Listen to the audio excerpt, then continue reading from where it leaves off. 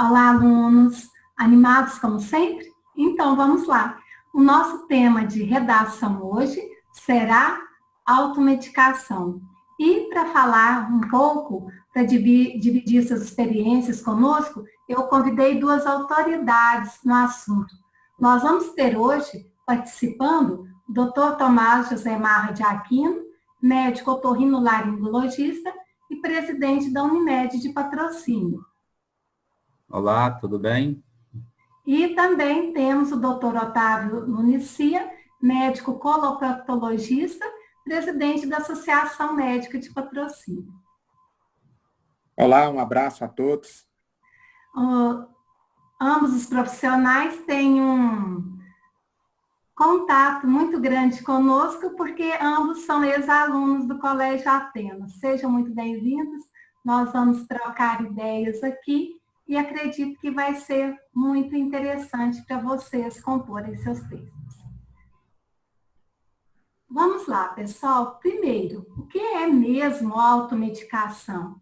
Eu gostaria que o Dr. Tomás, Dr. Otávio, explorassem esse conceito para nós. O que vem a ser automedicação, segundo a Organização Mundial de Saúde? Então, de forma geral, a automedicação é o uso, né, de um medicamento sem uma indicação, uma avaliação, uma indicação de um médico, né, de um profissional médico capacitado para prescrever aquela medicação, né? E só complementando, né? Além disso, isso é abordado aí pelo conceito da OMS, quando há o diagnóstico e o tratamento por alguém que não tenha a perícia necessária para poder dar aquele diagnóstico e tratamento. Isso nós vamos ver durante a aula, que traz algumas consequências que podem ser até graves. E essa temática veio à tona porque neste mês de março houve uma divulgação dos resultados de uma pesquisa realizada pelo Instituto de Pesquisa e Pós-Graduação para o Mercado Financeiro. E os resultados desse estudo demonstraram o crescimento da automedicação no Brasil. Observem, no ano de 2014, nós temos aí um percentual de 76% das pessoas entrevistadas que afirmaram fazer uso de automedicação. Em 2016, nós vimos aí uma queda, né? Caiu para 72%, mas em 2018 o número voltou a crescer, passou para 79% das pessoas entrevistadas, e em 2020 nós temos novamente um crescimento. É um desses índices. É uma situação preocupante e que vale a pena nos debruçarmos aí sobre esse assunto. Segundo também o Instituto de Pesquisa e Pós-Graduação para o Mercado Farmacêutico, a automedicação pode ter graves consequências. E ela faz aí 3 vítimas por hora, segundo uma notícia do dia 13 de dezembro de 2019. Então, é algo mesmo para debatermos e procurar medidas para solucionar, entendermos essa situação e procurarmos medidas para solucionar. Vamos começar aí, doutor Otávio, doutor Tomás. Explorem para nós, por favor, esses dados do Instituto de Pesquisa e Pós-Graduação para o Mercado Financeiro, que mostram os remédios mais consumidos na automedicação.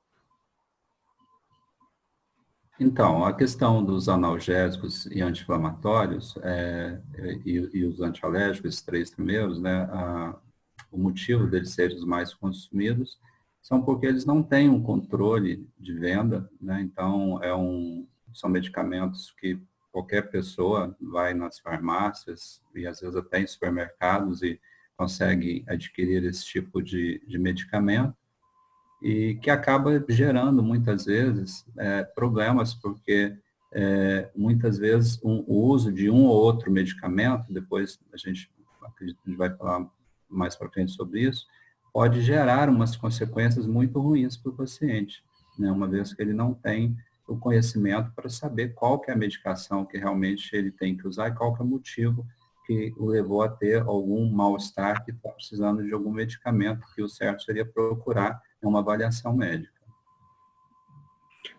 Além disso, tem alguns detalhes que são interessantes nesse caso de automedicação, onde pode ter alguma toxicidade dependendo da dose em que a pessoa utilize analgésico, anti-inflamatório, antialérgico, né, que são os três mais. Então, uma dose errada de um analgésico pode ter um efeito colateral muito grande, como pode ter não ter efeito nenhum, se for uma subdose. Os anti-inflamatórios, mesma coisa, com consequências renais graves. Além disso, a gente pode mascarar doenças mais sérias, né? Às vezes a dor é um sinal do nosso organismo que algo está errado. Se eu somente alivio aquela dor, eu posso mascarar o sintoma de uma doença mais importante, e essa doença depois ser diagnosticada numa fase mais tardia, mais avançada, com maior gravidade. Então, são diversos riscos, e a gente vê um percentual muito alto, né, pelo dado anterior, mais de 75% das pessoas praticam essa automedicação, o que é um hábito extremamente perigoso. Então, Otávio, e tem também a questão das medicações que não são comprovadamente eficazes, não foram aprovadas, né? O que você fala? A gente, conhecendo o método que a indústria farmacêutica utiliza para aprovar determinada medicação, uma medicação antes de ir para o mercado, ela é submetida a diversos testes e comprovações de eficácia e outros fatores. E nós temos observado muitos anúncios, né, seja na internet, seja em redes sociais, de medicações que não têm comprovação científica. Muitas vezes eles são tratados como medicamentos naturais, entre aspas, ou fitoterápicos, ou outra classe, onde são fatores empíricos de comprovação. Algumas vezes tem algum envolvimento até de charlatanismo, né? As pessoas vendem ilusões e as pessoas se automedicam, gastam seu dinheiro, correm o risco de intoxicar e até a sua esperança de uma cura em algo que não tem a mínima eficácia. Um outro detalhe que eu queria destacar é o risco da automedicação, e no caso do quarto mais consumido, que são os antibióticos, pelo risco de seleção de bactérias, né? Já é mais relacionado até com a parte da biologia. A gente conhece a lei de evolução, né? A lei de seleção natural. Então, a gente pode, utilizando antibióticos indiscriminadamente, selecionar bactérias que são mais resistentes, e depois a gente ter dificuldade para encontrar algum antibiótico que resolva aquela infecção, porque trata-se de bactérias já previamente selecionadas. Interessante essas colocações. Vamos vendo. Mas mesmo sabendo, às vezes até percebendo que não seria ideal, muitas pessoas se automedicam, né? E por que isso acontece? Eu gostaria de ver com vocês quais são essas causas. Por que isso acontece aí no Brasil? Bem, eu acho que uma das causas é o fato da gente, no Brasil, não termos assim, um controle muito eficaz sobre venda de medicamentos de forma geral, né? Exceto os medicamentos controlados, os ansiolíticos, né? E os antibióticos de alguns anos para cá, esses outros medicamentos, anti-inflamatórios, analgésicos, vitaminas, etc., eles não têm controle nenhum, né? Então, qualquer pessoa que vá a uma farmácia, tudo, ela consegue adquiri-los, né? E ajunta isso hoje o acesso a redes sociais, né? Então, a gente vê que as redes sociais influenciam muito, né? Hoje, muitas vezes, o paciente, a pessoa que tem algum problema de saúde, ele se baseia muito em pesquisas pela internet, em pesquisas que são de pessoas comuns, né, experiências que, na maioria das vezes, não são as mesmas que a pessoa está sentindo, né, o problema, e acaba utilizando medicamentos influenciados por outras pessoas, né. Essas eu acredito que sejam as duas principais. Doutora É, Otávio? um fator que eu vejo, né, tratando especificamente de Brasil, é a dificuldade de acesso que as pessoas ainda têm a um serviço médico, né? A gente sabe que nós vivemos num país em desenvolvimento, que ainda há uma camada socialmente desfavorecida muito grande e que essas pessoas têm dificuldade de acesso ao serviço médico, principalmente na rede pública. Então, uma vez que é difícil acessar ao serviço médico, muitas vezes essas pessoas procuram a automedicação. Outro fator que eu vejo que é preocupante é o apelo de marketing e propaganda pela indústria farmacêutica, né? Se a gente observar, principalmente na televisão e mesmo em redes sociais, nós somos impactados por propagandas frequentemente. Propagandas de vitaminas, de analgésicos, de anti-inflamatórios, e isso acaba exercendo uma influência, visto até que a indústria farmacêutica é uma das indústrias mais rentáveis do mundo. Então, ela tem esse apelo de marketing e propaganda para poder vender o produto. Eu ainda complementaria, ligado a esta última causa que você citou, a grande variedade de medicamentos e de indicações de tratamentos por drogas que existe no Brasil. Então, hoje, apesar de nós termos, né, um órgão de fiscalização, né, que é a Anvisa, né, mas, assim, há uma enorme quantidade de medicamentos que não são os medicamentos que nós usamos no dia a dia do consultório, mas são medicamentos populares para todo tipo de indicação, né? E muitas vezes esse tipo de medicamento, que a gente chama de medicamento não ético, né, que nós não prescrevemos no consultório, ele é uma das causas até mais frequentes de efeitos colaterais do que os medicamentos que nós chamamos de éticos, que são os que têm uma pesquisa, uma comprovação bem feita de sua eficácia, né? E que são um pouco mais caros, às vezes mais difíceis de serem adquiridos. Podemos resumir, então, as causas como sendo essas: falta de controle eficaz sobre a venda de medicamentos, as buscas na internet, né, a grande influência das redes sociais, as dificuldades de acesso ao serviço médico, apelo de marketing e propaganda por parte da indústria farmacêutica e essa grande variedade de medicamentos no país, medicamentos não éticos. Sim, eu acho que tá bem resumido. E é claro que existem inúmeros outros fatores, mas eu entendo que esses são os principais. Ótimo, muito bom. E quais são os perigos, as consequências dessa automedicação? Algo que seria interessante que as pessoas estivessem atentas aí ao se medicarem, ao se automedicarem. Então, o Otávio até já citou algumas, né? Mas veja bem como que tem coisas interessantes. Por exemplo, o uso dos analgésicos. Muitas pessoas usam analgésico em excesso. Vou dar um exemplo, por exemplo, para dores de cabeça. É um sintoma muito comum, né, ter essas dores de cabeça, que a gente chama de cefaleia tensional, a dor de cabeça comum. E uma das causas de dores de cabeça por medicamento é o próprio analgésico. Então, o analgésico, quando ele é usado em excesso, ele também tem essa característica de provocar dor de cabeça, né?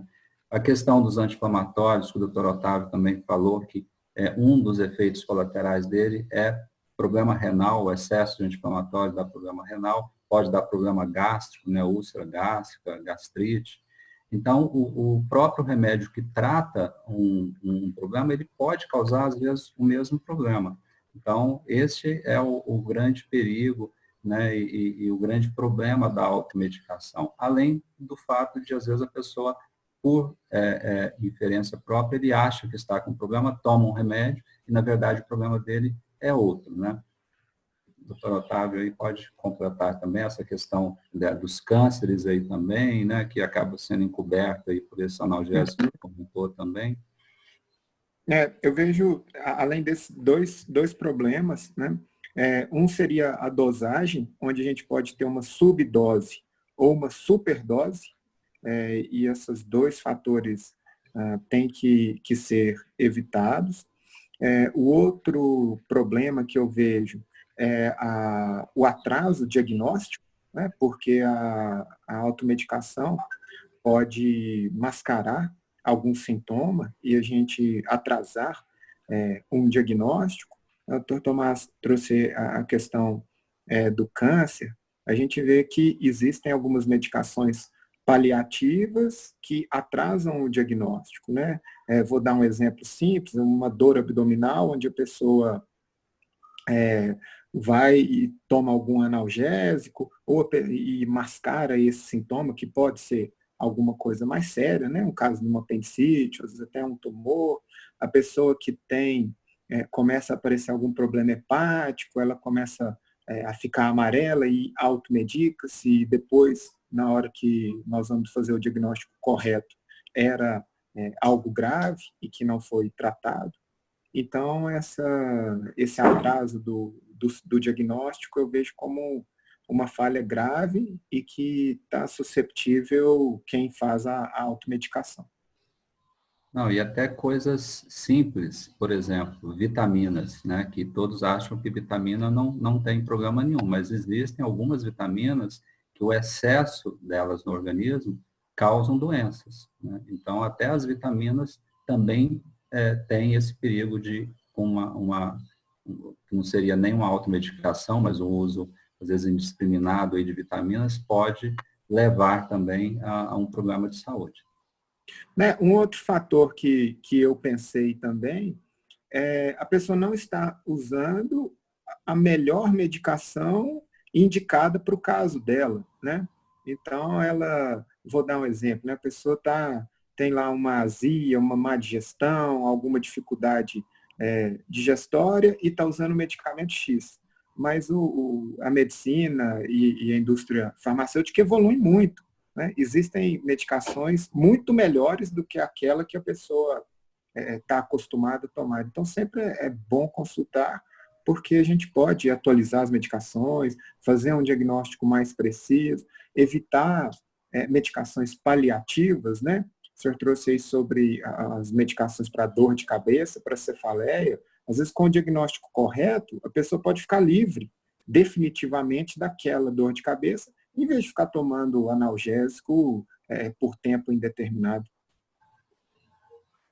Então, eu poderia elencar assim, me corrijam, por favor, em algum quesito que eu não estiver bem colocado. Então, os perigos seriam os efeitos colaterais provocados por esses medicamentos, e esse uso levaria a um desconhecimento real do diagnóstico. Nós temos aí as dosagens inadequadas que podem trazer consequências adversas, né? O atraso no diagnóstico, que leva ao mascaramento dos sintomas da doença. Nós podemos ter aí, podem acarretar outros problemas de saúde, e também essa questão do uso inadequado de medicamentos para o problema, para a doença. Seria isso mesmo? Penso que sim. Ok. Vamos conversar mais um pouquinho. Até o doutor Tomás já falou um pouquinho aí, doutor Otávio, mas eu gostaria que vocês explorassem esse outro dado da Folha de Pernambuco, que, por meio de uma pesquisa realizada por eles colocaram quem são as pessoas que mais influenciam a automedicação.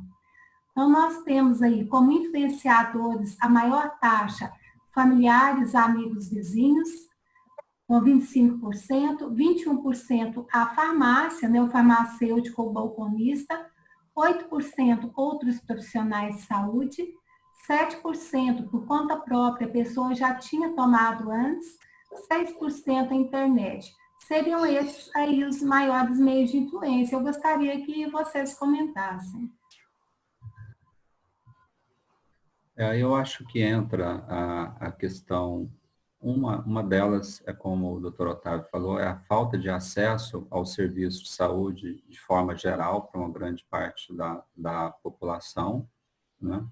E aí, nesse fator de falta de serviço de saúde, entra também a questão dos familiares, né? Que aí já é uma questão cultural, né? A questão cultural de um indicar para o outro, tudo.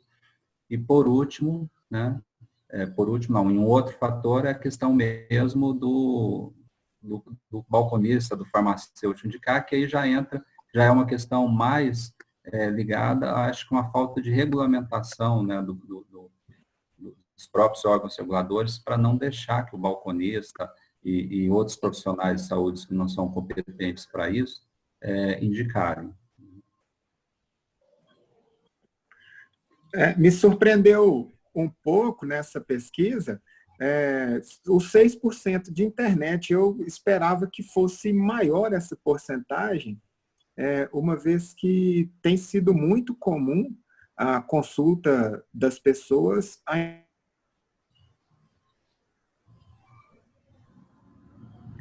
Está uma falha aqui na ligação, doutora Antara. Vocês estão nos ouvindo? Poder saber melhor o que as opções de tratamento, mas muitas vezes, né, o paciente tem uma certa dificuldade de interpretação dessas informações e pode entrar, dependendo do site e dependendo da interpretação das informações, em coisas errôneas, né? Eu vejo muitos pacientes se assustar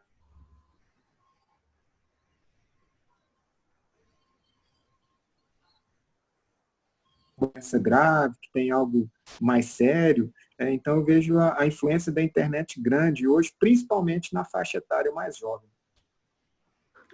Outro artigo que eu havia lido realmente ainda mostra isso, a questão dos jovens. Os jovens são as pessoas que mais se automedicam. Eu até nem coloquei esse dado aqui, mas mostra-se isso, que as pessoas entre 17 e 30 anos são as pessoas que mais se automedicam, e principalmente por causa dessa influência da internet. Realmente esse dado é interessante, né? Tem um detalhe também que é importante a gente saber que cada corpo humano é individual e cada doença, cada sintoma, cada problema manifesta-se de uma forma. Então, não significa que uma medicação deu certo para algum familiar, amigo ou vizinho, que aquela medicação dará certo para mim, né? Nossos corpos são diferentes, né? Nossa formação fisiológica, anatômica é diferente e o nosso problema pode ser diferente. Então, um sintoma tipo dor de cabeça pode ser uma infinidade de diagnósticos diferentes. Então, não significa que uma medicação que funcionou para a dor de cabeça da minha mãe, por exemplo, vá funcionar para mim e seja a mais adequada e seja a correta. Então, isso é importante saber que cada caso é um caso individual. E o doutor Tomás estava falando também, estávamos conversando antes, sobre essa questão da pessoa tomar o medicamento por conta própria. Ela sentiu um sintoma semelhante a outro que ela teve em outro momento, e como ela já tem medicamento em casa, ela tomar novamente aquele mesmo medicamento, né, doutor Tomás?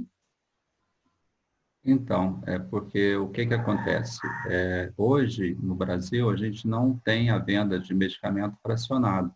Então, às vezes, você passa uma medicação para o paciente que teve uma situação que foi indicada aquela medicação e sobra alguns comprimidos na caixa, né? E futuramente ele tem algum sintoma parecido, mas que pode ser outro problema, e ele acaba, ao invés de procurar o atendimento médico, ele volta a tomar o mesmo medicamento, né? É uma coisa muito comum isso. Nós vamos ver um caso que isso aconteceu e não deu muito certo daqui a pouco. Mas vamos para os fatos. Dentro de toda essa discussão que nós estamos tendo, dessa troca de ideias, veja, no dia 24 de março, teve essa notícia no jornal olhardigital.com.br, que um casal é intoxicado nos Estados Unidos após se automedicar com cloroquina. O marido morreu e a mulher segue internada em estado grave. Os médicos desencorajam o uso do medicamento para o tratamento da Covid-19. Veja, então, com essa disseminação do novo coronavírus, muitas soluções milagrosas vêm sendo procuradas, né? Estamos todos muito ansiosos, querendo uma cura, querendo sair do isolamento social, e às vezes muitas pessoas se deixam levar aí por notícias enganosas, né? Doutor Tomás, doutor Otávio. Otávio, quer comentar? A gente percebe que na conjuntura atual, né, há um temor muito grande por parte das pessoas. Realmente é uma doença que a história moderna ainda não viu, né? Nossas gerações ainda não tinham visto uma doença com um poder de disseminação tão alto. E quando acontecem esses casos, realmente as pessoas buscam desesperadamente alguma fórmula para poder se verem livres da doença. E aí a gente incorre num erro, porque toda medicação ou vacina, ela precisa de um tempo, onde a gente precisa testar a segurança, encontrar a verdadeira dose, testar a sua eficácia, e isso, infelizmente, não é em poucos dias, nem em poucas semanas. Demanda um tempo. Então, nessa ânsia de tentar encontrar algo que resolva, né, o coronavírus e o Covid-19, pode acontecer essa fatalidade. Inclusive, houve alguns casos de intoxicação por um produto que era usado para lavar aquário, e esse produto tinha cloroquina. Então, houve algumas pessoas que tomaram esse produto para não ter o coronavírus. Não sei se é esse caso aí dos Estados Unidos, da notícia, mas para a gente ver aonde chega a preocupação das pessoas e a medicação virando aí um tóxico, né? Um veneno para a pessoa. E ainda acontece um outro problema, que agora, nessa crise aí da pandemia do Covid, a procura por esse medicamento foi tão grande que as pessoas que realmente necessitavam dele ficaram sem o remédio, né? Então, isso aí, além de acabar o estoque, dar uma série de efeitos colaterais nas pessoas que fizeram uso sem indicação, ainda privou as pessoas que realmente precisavam de tê-lo para se tratarem. Eu acredito que esse fato ainda vem reforçar essa necessidade de procurar mesmo um profissional para que ele medique, né, que ele veja os sintomas, que faça a medicação correta e alertando aí para essa questão da automedicação, né? E ainda outro fato, que vamos voltar aí a um dos tópicos que conversamos anteriormente, vejam essa notícia também agora do mês de março. A atriz da Globo é vítima de automedicação. A atriz Clara Castanho, ela se tornou mais uma vítima de automedicação no Brasil.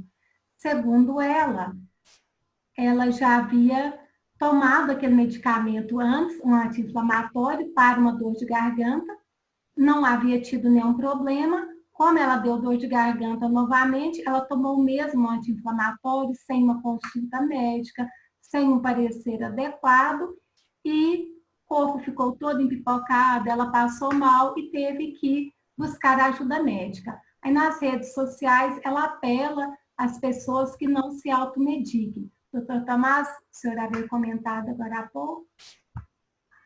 Então, isso aí é uma coisa interessante, porque aí a gente tem que analisar duas coisas. Primeiro é a questão da automedicação, que a gente está falando aqui, que não deve ser feita, né? Devido aos efeitos colaterais, que a gente já comentou. E uma outra coisa é o seguinte, porque alergia a medicamento, ela nem sempre ela manifesta na primeira vez que a pessoa toma. Então, a pessoa pode tomar um medicamento, às vezes ela tem uma sensibilidade muito pequena, mas ela acaba aumentando essa sensibilidade e numa próxima vez ela pode desencadear uma alergia, né? Então, isso aí é mais um fator, né, para que todos tenham que ter muito critério de tomar medicamento, né? Os efeitos colaterais existem e podem ser graves.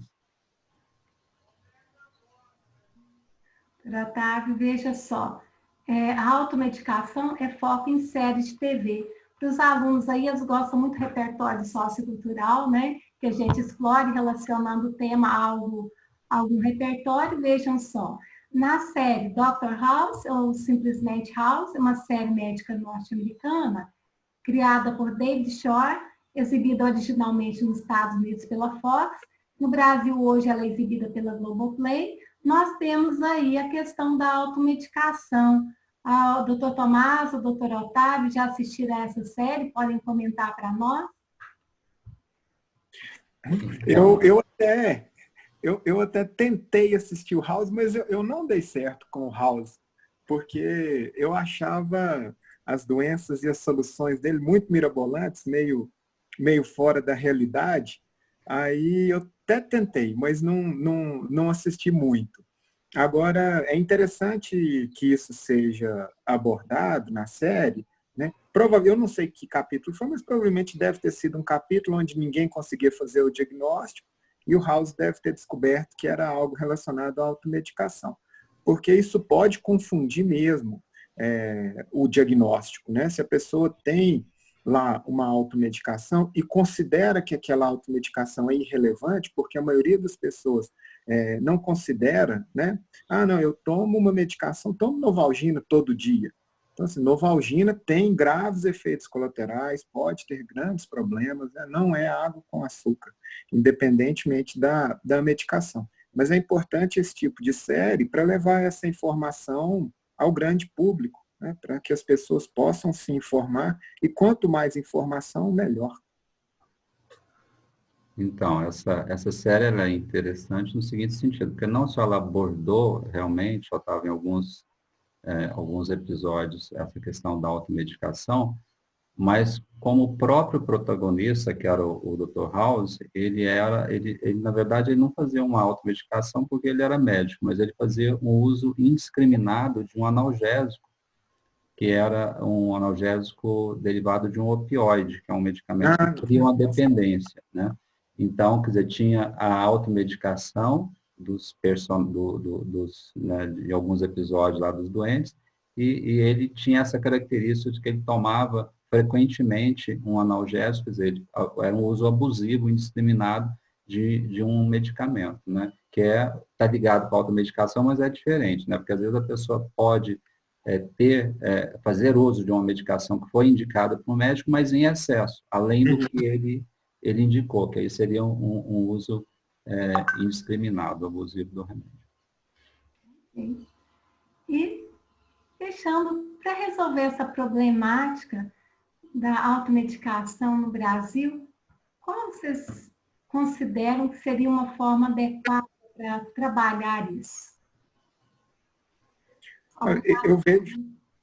Eu vejo que eu gosto até de falar com os pacientes, eu gosto de falar assim, que os problemas simples, as soluções são simples. Os problemas complexos, as soluções são complexas, e esse aí é um problema complexo, né? A gente trouxe dados grandes que atingem uma grande quantidade das pessoas. Uma forma simples assim eu não vejo, mas eu acho que o caminho passa pela informação. Quanto mais informação as pessoas tiverem, né, e essa aula é uma forma de informação, né, a gente vai atingir uma grande quantidade de pessoas, para as pessoas saberem os riscos, os perigos, o que não deve ser feito, quais são as consequências, e aí a gente ir fazendo uma conscientização coletiva, gradual, até que todas as pessoas tenham essa consciência para não se automedicar.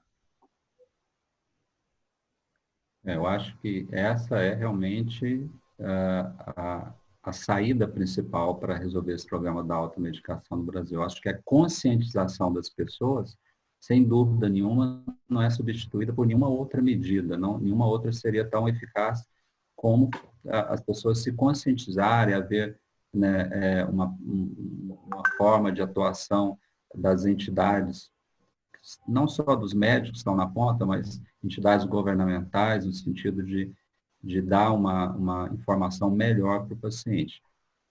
Em segundo lugar, não em segundo, mas abaixo disso, aí eu acho que vem a questão da regulamentação das medicações, né? Hoje a gente tem, assim, como eu citei, uma infinidade de medicamentos, de laboratórios que produzem medicamentos que a gente não sabe se eles realmente são confiáveis ou não, né? Então, teria que haver uma atuação das agências fiscalizadoras desse setor de medicamentos para que houvesse um maior critério na liberação de medicamentos, de laboratórios, para produzirem somente medicações que tivessem comprovação científica, né, e que fossem realmente eficazes. E outras opções, se eu, por exemplo, vender medicamento fracionado, né, porque a gente passa o medicamento, como eu disse, às vezes o paciente tem que comprar uma quantidade muito maior do que precisa. Então, também uma medicação fracionada seria, talvez, uma forma de diminuir a automedicação. Ótimas essas propostas, né, que vocês elencaram. Eu acho que às vezes seria interessante também as mídias, pelo seu grande valor aí de influência, pela sua grande influência, quem sabe também elas vão promover em forma de divulgação, aí em parceria com o Ministério da Saúde, na verdade, em parceria com as mídias, poderia também desenvolver campanhas educativas nesse sentido, não? Com certeza. Eu acho e esse tema recentemente veio muito à tona por causa da cloroquina, né, que nós já comentamos, a azitromicina, que é um antibiótico também que pode ser utilizado no tratamento do Covid-19. Nós temos boas notícias, vindo principalmente dos Estados Unidos, que essas medicações estão em fases avançadas de testes, mas nós vivemos esse problema da automedicação recentemente e eu penso que a imprensa, a mídia vai repercutir mais sobre esse tema nas próximas semanas. Ah, sim. Ótimo. Então, nós temos vários agentes aí de intervenção que poderiam entrar nessa resolução dessa problemática, né? Doutor Tomás, algumas considerações finais, algum recado que o senhor gostaria de deixar para os alunos?